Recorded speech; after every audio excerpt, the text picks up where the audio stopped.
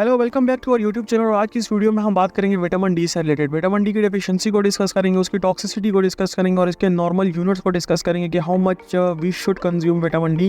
इस चीज़ को डिस्कस करेंगे और ऐसे फूड्स और सप्लीमेंट्स को डिस्कस करेंगे जिसमें विटामिन डी जो है वाफिर मिकदार में पाया जाता है। सबसे पहले बात करते हैं विटामिन डी है क्या। विटामिन डी स्टेरॉइडल सब्सटेंस है और ये इसके जो रिसेप्टर्स हैं VDR receptor, vitamin D receptors भी आपकी बॉडी में हर जगह तकरीबन प्रेजेंट है। आपके जो बोन्स हैं उनको मजबूत करने में विटामिन डी का बहुत बड़ा रोल है। पोटेशियम लेवल, कैल्शियम लेवल सबको बैलेंस करने में बड़ा रोल है। लेबोरेटरी की स्टडीज ये बताती हैं कि कैंसर सेल की ग्रोथ को कम करता है विटामिन डी। इंसुलिन की प्रोडक्शन को विटामिन डी बढ़ाता है और डायबिटीज को कम करने में कोशिश करता है। ब्लड प्रेशर जो है उसको नॉर्मल रखने में विटामिन डी का बहुत बड़ा रोल है। इम्यून सिस्टम को जो है विटामिन डी काफी हद तक एनहांस करता है। अब बात करते हैं डेफिशिएंसी की कि कितने यूनिट्स अगर आपकी बॉडी में है तो आप है नॉर्मल है और कितने यूनिट्स अगर आपकी बॉडी में है या उससे कम है तो आप डेफिशिएंट है टू विटामिन डी। अगर आपकी बॉडी में 20 नैनोग्राम है तो नॉर्मल है, आप बिल्कुल नॉर्मल है। 10 नैनोग्राम है पर ml तो ये मॉडरेट लेवल है विटामिन डी की डेफिशिएंसी। अगर आपके पास 5 नैनोग्राम पर ml है तो आपको सीवियर किस्म की डेफिशिएंसी है विटामिन डी की। अब आपको कैसे पता चलेगा कि मेरी बॉडी में कितने लेवल है, कितने नैनोग्राम पर ml है मेरी बॉडी में? तो इसके लिए एक टेस्ट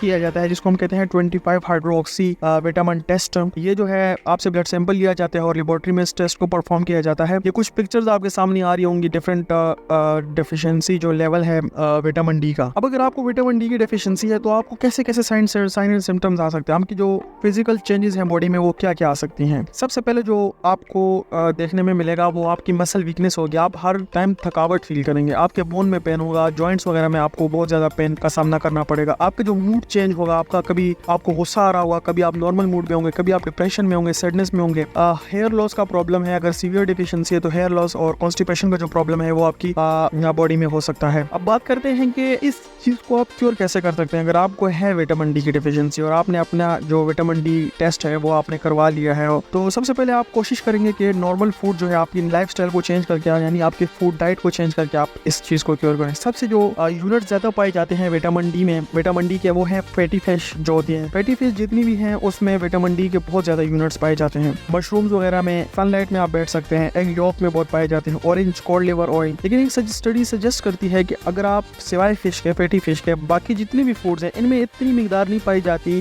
कि आपकी जो डेली लिमिट है, यानी अगर एडल्ट है तो उसके 600 यूनिट्स उसको पर डे चाहिए होते हैं, यानी 15 माइक्रोग्राम उसको पर डे चाहिए होते हैं यूनिट्स इसके विटामिन डी के। तो सिवाय फेटे कोई भी जो फूड है वो ऐसा नहीं है जो आपको 15 माइक्रोग्राम तक पर डे आपको विटामिन डी दे। अगर आप ओल्डर हैं, थोड़े से 70 से अबव हैं तो 800 यूनिट्स आपको चाहिए होते हैं जो तकरीबन 20 माइक्रोग्राम बनते हैं। तो स्टडी ये कहती है कि फैटी फिश के अलावा कोई ऐसी प्रोडक्ट नहीं है जो आपको इतनी यूनिट्स ऑफ विटामिन डी दे सके। तो अगेन हम जाते हैं फिर विटामिन डी सप्लीमेंट्स की तरफ। अब different type of vitamin D supplements market में अवेलेबल है और इसकी जो डोज है वो इस चीज पर डिपेंड करती है कि आपको विटामिन डी की डेफिशिएंसी कितनी है, आपकी बॉडी में जो विटामिन डी है वो कितने यूनिट्स है। फॉर एग्जांपल मैं कहता हूँ कि आपकी बॉडी में जो है जो विटामिन डी है वो 5 माइक्रोग्राम है, तो इस हिसाब से आपकी जो विटामिन डी की जो डोज कैलकुलेशन है वो की जाती है। नॉर्मली जो है 50,000 यूनिट जो पर वीक दिए जाते हैं पेशेंट्स को 2 से 3 महीनों के लिए उनकी जो विटामिन डी की डेफिशिएंसी को कम करने के लिए। अगर इस हिसाब से चलें तो 400 to 500 यूनिट्स दिए जाते हैं विटामिन डी को डेफिशिएंसी को कम करने के लिए पर डे के हिसाब से। अगर आप विटामिन डी को ज्यादा मिकदार में यूज कर देते हैं, आप सप्लीमेंट ज्यादा ले लेते हैं तो आपको हाइपर